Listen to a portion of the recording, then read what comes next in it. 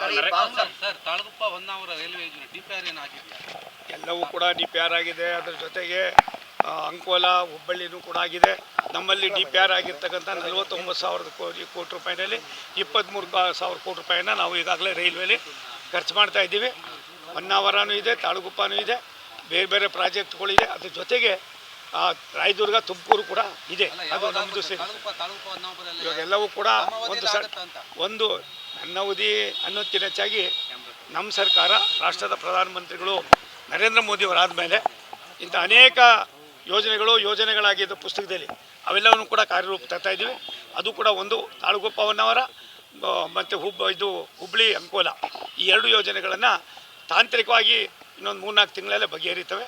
ಒಂದು ಹಂತಕ್ಕೆ ಬಂದಿದೆ. ಮನರೇಗಾ ಹೆಸರು ಬದಲಾವಣೆ ಬಗ್ಗೆ ಸಾಕಷ್ಟು ವಿರೋಧ ಬರ್ತಿದೆ. ಮತ್ತೆ ನಿಮ್ಮ ಆಫೀಸ್ ಕಚೇರಿ ಮುಂದೆ ಪ್ರೊಟೆಸ್ಟ್ ಮಾಡ್ತಿದ್ದಾರೆ. ನೋಡಪ್ಪ, ಅವರಿಗೆ ಬೇರೆ ಇಶ್ಯೂ ಇಲ್ಲ. ಗಾಂಧಿಯವರ ಹೆಸರು ಹೇಳ್ಕೊಂಡು ರಾಹುಲ್ ಗಾಂಧಿ ಬಿಟ್ಟರು ಪ್ರಿಯಾಂಕಾ ಗಾಂಧಿ ಹತ್ರ ಹೋಯ್ತವ್ರೆ. ಹಾಗಿರೋದ್ರಿಂದ ಕೆಲವಾರು ಸಂದರ್ಭದಲ್ಲಿ ನರೇಗಾ ಅಂತೀವಿ ಅದಕ್ಕೆಲ್ಲ ನಾವು. ಅದರಿಂದ ಏನೇನಾಗಿದೆ ಎತ್ತೆತ್ತಾಗಿದೆ ಅನ್ನೋದನ್ನು ನಾವು ಇಷ್ಟರಲ್ಲೇ ಪ್ರತಿಯೊಂದು ವಿಧಾನಸಭಾ ಕ್ಷೇತ್ರದಲ್ಲೂ ಕೂಡ ನಾವು ಅದರ ಮಾಹಿತಿಯನ್ನು ಕೊಡ್ತೀವಿ. ನಾವು ತೆಗೆದುಕೊಂಡಿರ್ತಕ್ಕಂಥ ಕಾರ್ಯಕ್ರಮದಲ್ಲಿ ಅವ್ರು ಏನು ಹೇಳಿದ್ರು, ಗಾಂಧಿಯವರಿಗೆ ಪ್ರಿಯವಾದ ಯಾರು ಜೈ ಶ್ರೀರಾಮ್, ಆ ರಾಮನ ಹೆಸರನ್ನು ಇಟ್ಟಿದ್ದೇವೆ ವಿನ ನಾವು ಗಾಂಧಿಯವರ ಹೆಸರಷ್ಟೇ ಬದಲಾಗಿಲ್ಲ, ಇಡೀ ಕಾಯ್ದೆ ಸ್ವರೂಪನೇ ಬದಲಾವಣೆ ಮಾಡ್ತಾ ಇದ್ದಾರೆ.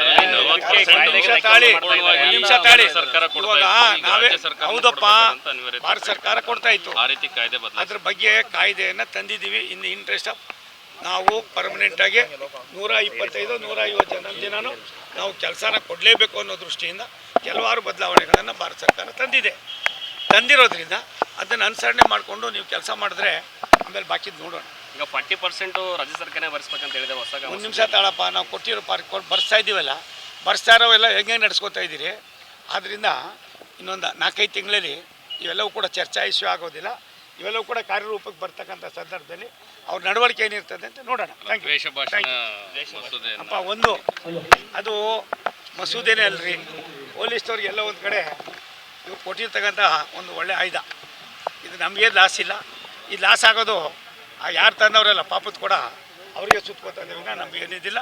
ಅದ್ರ ಒಂದು ಸತ್ಯ, ಸಾಮಾನ್ಯ ಜನರ ಜೀವನದಲ್ಲಿ ನಿಮ್ಮ ದೊಂಬರಾಟ ಇದೆಯಲ್ಲ, ಇದು ಒಳ್ಳೆಯದಲ್ಲ. ಇದು ಒಳ್ಳೆಯದಲ್ಲ. ರೈಲ್ವೆ ಇಲಾಖೆ ಅಪಾಯಿಂಟ್ಮೆಂಟ್ ನಮ್ಮಲ್ಲಿ ಇದ್ದೇ ಇದೆಯಪ್ಪ, ನಮ್ಮಲ್ಲಿ ದಿನ ನಡೀತಾ ಇದೆ. ಇವತ್ತು ಕೂಡ ಬೆಳಿಗ್ಗೆ ಫೋನ್ ಮಾಡಿ ಹೇಳಿದೆ ನಾನು, ಪ್ರತಿ ದಿನವೂ ಇದೆ. 360 ನಮ್ಮದು 12 ಲಕ್ಷ ಎಂಪ್ಲಾಯೀಸು, 65,000 ಈಗಾಗಲೇ ಎಕ್ಸಾಮಿನೇಷನ್ ಬರೀತಾ ಇದ್ದಾರೆ. ಅದರೊಳಗೆ ಅದೆಲ್ಲ ಒಂದು ನಿಮಿಷ, ನಮ್ಮಲ್ಲಿ ಅರ್ಜಿ ಹಾಕೋಂಗಿಲ್ಲ. ಕ್ರೀಡಾಪಟುಗಳು ಅರ್ಹತೆ ಇರ್ತದೆ ಅವ್ರಿಗೂ ಕೂಡ. ಅವರಲ್ಲಿ ಯಾವ ಕ್ರೀಡೆಗಳಿದೆ ಆಯಾ ಕ್ರೀಡೆಗಳಲ್ಲಿ ಎಷ್ಟು ಮಟ್ಟಿಗೆ ಅವರು ಇದನ್ನು ಕಳಿಸಿರ್ತಾರೆ, ಅದರ ಮೇಲೆ merit on the basis of merit ನಾವು ತೊಗೋತಾ ಇದ್ದೀವಿ. ನಾವು ಕೇವಲ ಕರ್ನಾಟಕದ ಲೆಕ್ಕ ಹಾಕೋಲ್ಲ, ತುಮಕೂರು ಲೆಕ್ಕ ಹಾಕೋಲ್ಲ, ದೇಶ ಲೆಕ್ಕ ಹಾಕ್ತೀವಿ. ನಮ್ಮದು ದೇಶ. Thank you. 2-3 ಇಟ್ಕೊಂಡು